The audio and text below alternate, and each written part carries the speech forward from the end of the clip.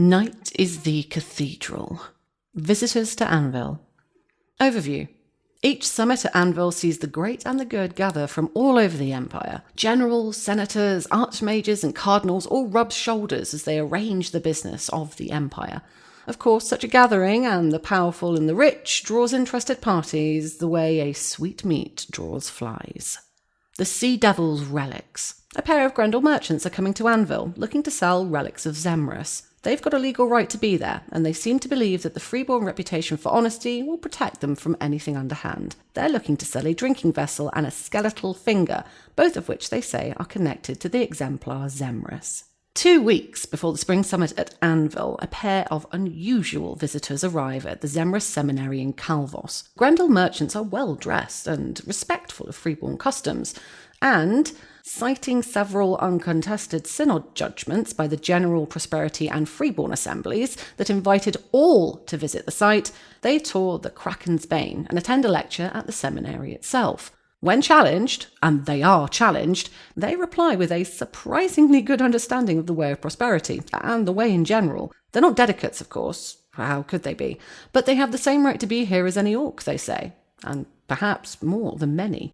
For after making their faces and names known, Maester Comyn and his associate Lear declare that they have in their possession a pair of relics for sale or auction. The less important is a drinking vessel, which they claim belonged to Zemrus herself. What does raise eyebrows, however, is the skeletal finger in a reliquary wearing a fine ring, which they claim to have been cut from the exemplar herself in a legendary battle with a heroic ancestor of the Grendel. Maester Comyn recognises the danger he's placing himself by coming to Anvil, and has declared that he will trust the honesty of the freeborn by hiring freeborn corsairs to guard himself and the sale. He means to do this hiring early on Friday evening, while the relics are in a safe place, and at the same time arrange for a parador to host the sale or auction on the Saturday afternoon at 1 p.m.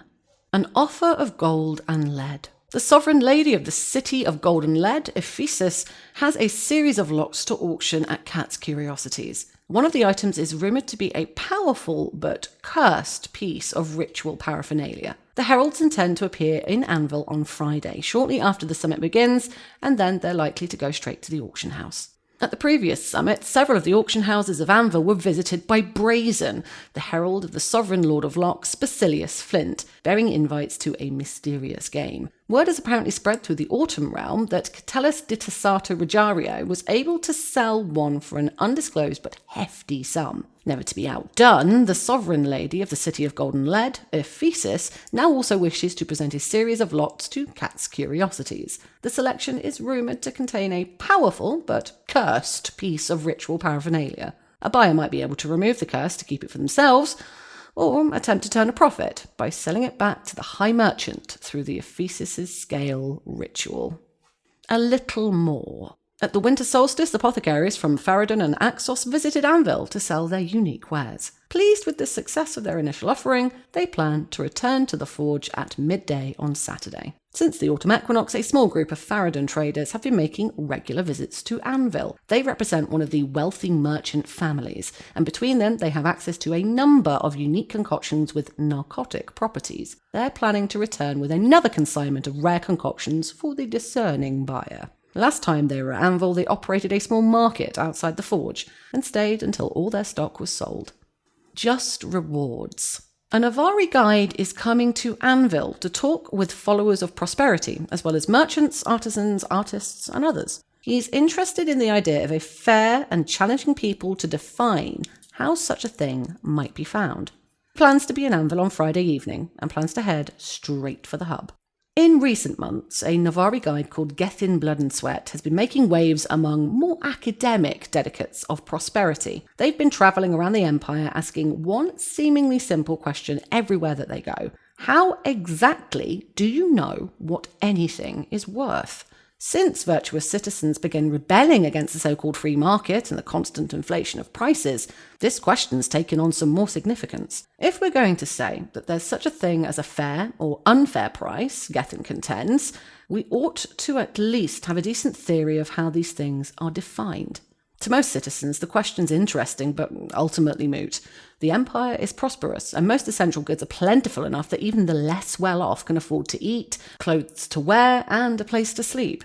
Gethin acknowledges this, but maintains that the question is most useful at the extremes of the economic scale. Why would it be unvirtuous to charge 10 thrones for a wain of white granite if there are people out there willing to pay for it? For that matter, why would it be unvirtuous to charge a crown for a crust of bread and a sip of water in a camp full of starving people? Commerce is the lifeblood of the Empire, and if we're to regulate it properly, the virtuous need to step in.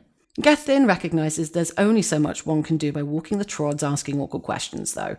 And as such, they're planning to visit Anvil to speak to the people there and see if the folk with influence are willing to use it. Gethin's interested in speaking to the newly elected Basilisk of the Bourse, Hylin Bronwyn's Rest, and any members of the Prosperity Assembly who might be interested in such things. However, they've also let it be known that they want to speak to traders and business people whose interest in commerce is more practical. In particular, they wish to speak to those who provide services instead of goods, people like bodyguards, bards, kikabay, and anyone else in the field. How do they determine the worth of their labour when the product they sell is so often intangible? Gethin plans to meet with people in or around the hub at 9 p.m. on Friday evening, before finding somewhere comfortable to discuss things more deeply.